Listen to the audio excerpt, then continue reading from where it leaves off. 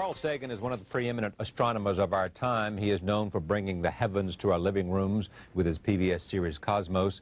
His latest work is The Demon-Haunted World, Science as a Candle in the Dark. It explores the country's growing fascination with pseudoscience, astrology, faith heals, the supernatural, and the like, all superstitions that he says threaten to undermine true science. I am pleased to have him here, and I also take note of the fact that he is the David Duncan Professor of Astronomy and Space Sciences and Director of the Laboratory for Planetary Studies at Cornell University, Distinguished Visiting Science at the Jet Propulsion Laboratory, California Institute of Technology, and co-founder and president of the Planetary Society, the largest space interest group in the world, and a former Pulitzer Prize winner. Welcome back, sir. Thank you, sir. Great to see you. Listen to this. I hate to read too much, but this is almost like they've been reading your book. This is from the New York Times for Friday, May 24. Americans flunk science, a study finds. Less than half of all American adults understand that the Earth orbits the Sun yearly, according to a basic science survey. Nevertheless, there's enthusiasm for research, except in some fields like genetic engineering and nuclear power that are viewed with suspicion. Only about 25% of American adults get passing grades in a National Science Foundation survey of what people know about basic science and economics. I mean, this is singing your song, isn't it? Well, it's certainly what I'm talking about in the demon-haunted world. My feeling, Charlie, is that it's not that pseudoscience and superstition and New Age so-called beliefs and fundamentalist zealotry are something new. They've been with us for as long as we've been human. But we live in an age based on science and technology with formidable technological powers. Science and technology are propelling us forward at accelerating rates. That's right. And if we don't understand it, and by we I mean the general public, if it's something that, oh, I'm not good at that, I don't know anything about it, then who is making all the decisions about science and technology that are going to determine what kind of future our children live in? Just some members of Congress? But there's no more than a handful of members of Congress with any background in science at all. And the Republican Congress has just abolished its own Office of Technology Assessment, the organization that gave them bipartisan, competent advice on science and technology. They say, we don't want to know. Don't tell us about science and technology. Surprising, because Gingrich is genuinely interested, I think, in these kinds of things as a, you know, out of his own intellectual curiosity. Does the president still have a science advisor? He does, John Gibbons, and the vice president is scientifically literate. Yes, scientifically, a science maven. I mean, you blast them all. Creationist, Christian scientists who you say would rather allow their children to suffer than give them insulin or antibiotics. Astrologers come in for particular scorn on your part. Well, I would say scorn, just derision. Derision. A more generous version of scorn. But what's the danger of all this? I mean, you know, this is not the thing that... There's two kinds of dangers. One is what I just talked about, that we've arranged a society based on science and technology, in which nobody understands anything about science and technology, and this combustible mixture of ignorance and power, sooner or later, is going to blow up in our faces. I mean, who is running the science and technology in a democracy if the people don't know anything about it? And the second reason that I'm worried about this is that science is more than a body of knowledge. It's a way of thinking, a way of skeptically interrogating the universe with a fine understanding of human fallibility. If we are not able to ask skeptical questions, to interrogate those who tell us that something is true, to be skeptical of those in authority, then we're up for grabs for the next charlatan, political or religious, who comes ambling along. It's a thing that Jefferson laid great stress on. It wasn't enough, he said, to enshrine some rights in a constitution or a Bill of Rights. The people had to be educated, and they had to practice their skepticism and their education. Otherwise, we don't run the government. The government runs us. Jefferson was amazing in his devotion to science. We think of Jefferson as this man who was literate and who was a passionate articulator of freedom. But if you go to Monticello, exactly, what you appreciate is he was at heart a scientist, a botanist, an architect, geologist. And if you Meriwether Lewis, as we know from Stephen Ambrose, you know, he wanted him to go out and do experimentations and explore and be skeptical and find answers to passages and explore the West. Exactly right. And there was also an economic grail there if the Northwest Passage was found. Jefferson said that he was at heart a scientist, that he would have loved to have been a scientist. But there were certain events happening in America that called to him, and so he devoted his life to that kind of politics. Indeed. Yeah. So that generations later, people could be scientists. Yeah. Have we, the point is made, and maybe by you, you know, is it, when's the last time we had a president who made a speech about science? You know, yeah, I mean, it made I say that. You know, it is this notion that science is not of great interest to us in some sense, that somehow we don't want to learn. You see, people read the stock market quotations and financial pages. Look how complex that is. And because they know the direct connection to their own. There's a motivation, but they're capable. Large numbers of people. People are able to look at sports statistics. Look how many people can do that. Understanding science is not more difficult than that. It doesn't involve greater intellectual activities. But the thing about science is, first of all, it's after the way the universe really is and not what makes us feel good. And a lot of the competing doctrines are after what feels good and not what's true. Okay, but you got to make, I'm not sure you'll go this far with me, but I mean, there's a lot of that is about feeling good, and there's a lot of that that's about hocus pocus, but at the same time, there are millions of people who understand science does not prove religion, but because religion is faith-based, and therefore you should not deny the value of it because it is faith-based and not scientific. But let's look a little more deeply into that. What is faith? It is belief in the absence of evidence. Now, I don't propose to tell anybody what to believe, but for me, believing when there's no compelling evidence is a mistake. The idea is to withhold belief until there is compelling evidence. And if the universe does not comply with our predispositions, okay, then we have the wrenching obligation to accommodate to the way the universe really is. So you step forward to say, I deny all religion because I can't see it proved scientifically? No. You see, the value of religious experience and the value of reaching for higher experiences. Let me say, religion deals with history, with poetry, with great literature, with ethics, with morals, including the morality of treating compassionately the least fortunate among us. All of these are things that I endorse wholeheartedly. Where religion gets into trouble is in those cases that it pretends to know something about science. The science in the Bible, for example, was acquired by the Jews from the Babylonians during the Babylonian captivity of 600 BC. That was the best science on the planet then. But we've learned something since then. Roman Catholicism, Reformed Judaism, most of the mainstream Protestant denominations have no difficulty with the idea that humans have evolved from other creatures, that the Earth is 4.6 billion years old, with the Big Bang. They don't have any trouble with that. The trouble comes with people who are biblical literalists, who believe that the Bible is dictated by the creator of the universe to an unerring stenographer. And so therefore they... And has no metaphor or allegory. And from there they make their political and economic choices, and social choices. And scientific. And scientific choices. And scientific. And that's part of your problem with that idea. Exactly. It is that because for the wrong reasons we make the wrong choices about science. That's right. So who is more humble?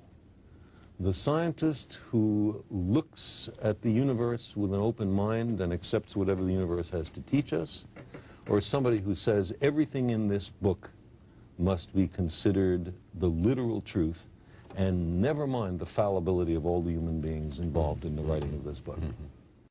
I mean, I accept that, but I also, the argument being made by many is that, you know, you don't have to, whether a specific scientific act took place as described by some biblical writer is not at the heart of the religious faith and the religious experience. Some people agree with you and some people don't.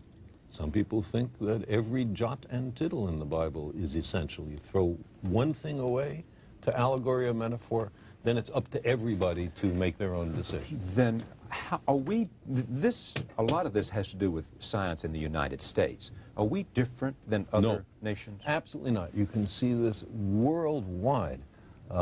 In India, there's a madness about astrology. In Britain, it's ghosts. In Germany, it's rays coming up from the Earth that can only be detected by dowsers. Every country has its own specialties. We seem to be fascinated by UFOs right now. But one thing... What is that? Before you leave UFOs, tell me about you and Professor Mack. John Mack is a professor of psychiatry at Harvard, who I've known for many years. We were arrested together at the Nevada nuclear test site protesting U.S. testing in the face of a Soviet moratorium on testing. And many years ago, he asked me, what is there in this UFO business? Is there anything to it? And I said, absolutely nothing, except, of course, for a psychiatrist. He is a psychiatrist. Well, he looked into it and decided that there was so much emotional energy in the reports of people who claimed to be abducted that it couldn't possibly be some psychological aberration, that it had to be true. He believed his patients. I do not believe his patients. Many of these stories are about waking up from a deep sleep and finding your bed surrounded by 3 or 4 short, dour, gray, and sexually obsessed beings, who then take you to their spaceship after they slither you through your wall and perform a variety of objectionable sexual experiments. But here we have Dr. Carl Sagan, astronomer, versus Dr. what's his first name? Mack. John Mack. MD. No question. So what's the problem? He's a scientist. How can scientists disagree? He's a scientist. Is that what you're asking? No, I'm asking what do you think of this man coming to these conclusions? I think he is not using the scientific method in approaching his issue. And when you constantly, I assume you come at him with both barrels in conversation. And in the demon-haunted world. And he says? He says, I don't appreciate the emotional force. You don't? Of these reports. But many people awaken from a nightmare with profound emotional force. That doesn't mean that the nightmare is true. It means something went on inside our head. You were making a point before I jumped to John Mack. Oh, yeah. What I wanted to say is, going back to the question of adequate evidence on something that's emotionally really pulling you. I lost both my parents about 12 or 15 years ago, and I had a great relationship with them. I really miss them. I would love to believe that their spirits were around somewhere, and I'd give almost anything to spend 5 minutes a year with them. Do you hear their voices ever? Sometimes. About 6 or 8 times since their death I've heard it. Carl, just in the voice of my father or my mother. Now, I don't think that means that they're in the next room. I think it means that they're in your head. I've had an auditory hallucination. I was with them so long, I heard their voices so often. Why shouldn't I be able to make a vivid recollection of it? Here's what's interesting about this for me. You won't see this, but I'll throw it at you anyway. You convinced me a long time ago that it was arrogant for me or for anyone else to believe that there wasn't some life outside of our... To exclude the possibility. To exclude the possibility was an arrogance of intellect that we should not I still assume. believe it. You couldn't prove it, you didn't know it was there, but the arrogance for you... Right, we don't know if it's there, we don't know if it's not there. Let's look. And if you take that, why can't you say there's a lot we don't know? There's a lot of power there that we don't know. There's a lot we don't know. You know? It's what I believe. About But that doesn't mean that every fraudulent claim has to be accepted. We demand the most rigorous standards of evidence, especially on what's important to us. So if some guy comes up to me, and a channeler or a medium, and says, I can put you in touch with your parents. Well, because I want so terribly to believe that, I know I have to reach in for added reserves of skepticism, because I'm likely to be fooled and much more minor to have my money taken. What was it, J.Z. Knight was it? Yeah, exactly. She has a guy named Ramtha, who's 10,000 years old or 35. Something. 35, yes. He tells you lots of things, but nothing about what life was like 35,000 years ago. Shirley MacLaine believes. Shirley MacLaine believes that Ramtha was her brother. Things like the Loch Ness Monster, and all that. Again, is it photograph? Fakes. I mean, the most famous photograph has now been shown to be a fake, but could there be a unknown mammal or even reptile of large dimensions swimming in a Scottish lake? Sure there could. That we don't know about? Sure there could. Who says no? But nobody. But the evidence does not support it, does not demonstrate it. So do we say, oh, ridiculous? No, we don't do that. We say unproved, which is a Scottish verdict. Some reviewers differ with your conclusions on this point, that you seem to say it's growing, this kind of pseudoscience. No, sorry to interrupt. I don't. This is part of being human. Humans have had this way of magical thinking through all of our history. The problem is that today the technology has reached formidable, maybe even awesome proportions.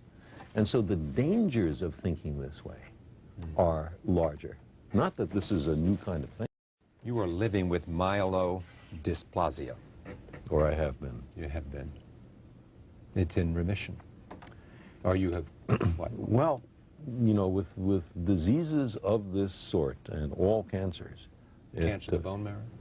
It's myelodysplasia is not exactly cancer of the bone marrow, but if untreated, it inevitably leads to leukemia. And the trouble with all these diseases is you never know that you've got every last cell. You can only detect down to a certain level.